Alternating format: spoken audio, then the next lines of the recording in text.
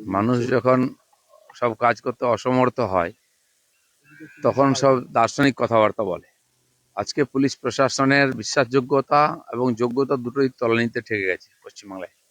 সাধারণ মানুষ বিশ্বাস করে না, এখন সরকারও বিশ্বাস করতে পারছে না। তাদেরকে মিসইউজ করতে করতে তাদের ক্ষমতা যোগ্যতা শেষ হয়ে গেছে। তাই আজকে এই ধরনের লজ্জাজনক পরিস্থিতির মধ্যে পড়ে পুলিশ প্রধানকে এর কথা বলতে হচ্ছে। সাংবাদিককে বাঁচাবে কে, নাগরিককে বাঁচাবে কে, কিন্তু পুলিশকে কে বাঁচাবে আগে? পুলিশ সবচেয়ে নিরীহ, নিরুপায়। সরকারও তার সঙ্গে নেই, পাবলিকও তার সঙ্গে নেই, তারাও তো কর্মচারী, তাদের ঘর সংসার আছে। সে কেন শহীদ হতে যাবে? পুলিশকে টার্গেট করা হয়েছে। পুলিশের যদি ক্ষমতাই না থাকে, লাঠি বা কি করে চালাবে? আজ পর্যন্ত এত ঘটনা ঘটেছে, জ্বালানো পোড়ানো ভাঙাভাঙি, পুলিশকে কোথাও লাঠি চালাতে দেখেছেন? রাষ্ট্র বিরোধী গতিবিধি এখানে চলেছে, ট্রেন বাস পোড়ানো থেকে আরম্ভ করে দাঙ্গা হচ্ছে, বাড়িঘর লুট হচ্ছে, পুলিশ দর্শক। তো সে পুলিশকে মানবে কে? পুলিশকে এই যে নিরুপায় নির্ধাম সর্দার করে দেওয়া হয়েছে, এর ফলে সমাজেতে এত বেশি বিশৃঙ্খলা, এত অপরাধ বাড়ছে। আর এটা সর্বোপরি প্রশাসন যদি ভেঙে পড়ে, কেউ ভয় করবে না, যে যা ইচ্ছা করবে, আইন থাকবে না। মমতা ব্যানার্জি নিজে যদি আইন হাতে তুলে নেন, আইন না মানেন, তো সাধারণ জনতা মানবে কেন? আর সবচেয়ে চাপ আসছে পুলিশের উপরে, তারা না পেছাতে পারছে না এগোতে পারছে। নিরীহ সাধারণ মানুষ, মহিলারা, যারা ভক্ত মানুষ, ঝুট ঝামেলার মধ্যে নেই, তাদের উপরে বীরত্ব দেখায় পুলিশ সব জায়গায়। আর এই সমাজ বিরোধীরা, দেশ বিরোধীরা দাপিয়ে বেড়াচ্ছে, সরকারি সম্পত্তি নষ্ট করছে, সাধারণ মানুষকে কষ্ট দিচ্ছে, মাছে। পুলিশ কখনো তাদের সামনে দাঁড়াতে চেষ্টা করে না, পালিয়ে যায়। তৃণমূলকে পাল্টাতে হবে না, সরকার পাল্টাবে। তৃণমূল পাল্টাবে কেন? তৃণমূলের পাল্টাবার ক্ষমতাই চলে গেছে, তারা নিজে থেকে পাল্টাতে পারবে না। সেই জন্য সরকার পাল্টাতে হবে, এটা এখানকার জনগণ করবে।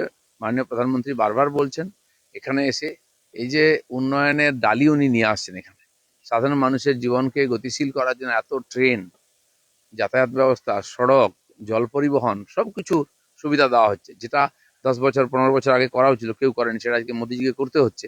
তো বাংলার মানুষও দেখছে, কারণ বাংলার বাইরে পা দিলে আমরা বুঝতে পারি উন্নয়ন কাকে বলে। আর বাংলার ভিতরে ঢুকলে কেবলমাত্র নেতাদের বাড়ি দেখলে বোঝা যায় উন্নয়ন কাকে বলে। এর থেকে পরিত্রাণ চাই পশ্চিমবঙ্গের। দুর্বৃত্তরা দাপিয়ে বেড়াচ্ছে, পুলিশ দর্শক, পুলিশকে তাড়া করছে।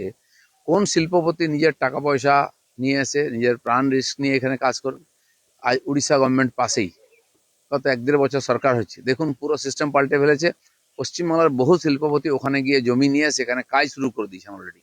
এর মধ্যে কাজ শুরু হয়ে গেছে, 1 বছরের মধ্যে জমি জায়গা দিয়ে আর পাঁচিল দিয়ে কাজ শুরু হয়ে গেছে।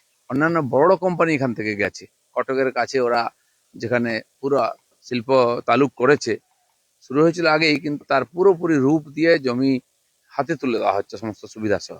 পরপর দুদিন রাজ্যে প্রধানমন্ত্রী জনসভা করলেন, আইপ্যাক এবং মমতার দুর্নীতি নিয়ে একটি শব্দও ব্যয় করলেন না তিনি। সিবিআই যেখানে তদন্ত হচ্ছে, ফাইল নিয়ে দৌড়াদৌড়ি করছেন মমতা ব্যানার্জি, সেখানে প্রাইম মিনিস্টারকে বলতে হবে? মানুষ কি অন্ধ হয়ে গেছে বাংলার নাকি?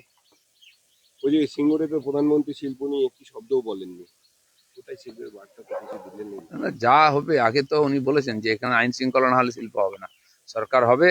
আর তার জন্য যে বেসিক জিনিস, যাতায়াত ব্যবস্থা, রেলওয়ের, রোডেজ, সবকিছু তৈরি করে দিচ্ছেন উনি। আর উদাহরণ রাখছেন যে কিভাবে আমরা করব। যতদিন না ভোট গণনা শেষ হবে মে মাসে, ততদিন অব্দি 294টা আসনই টিএমসি জিতবে। রেজাল্ট হলেই বোঝা যাবে কে। সব জায়গায় কি বলছেন সব আসন জিততে হবে, আপনারা প্রত্যেকবার বলেন। মমতা ব্যানার্জি বলছেন 294টা আমি ক্যান্ডিডেট। তো দেখা যাক এবারে নির্বাচনটা কে খেলা খেলবে।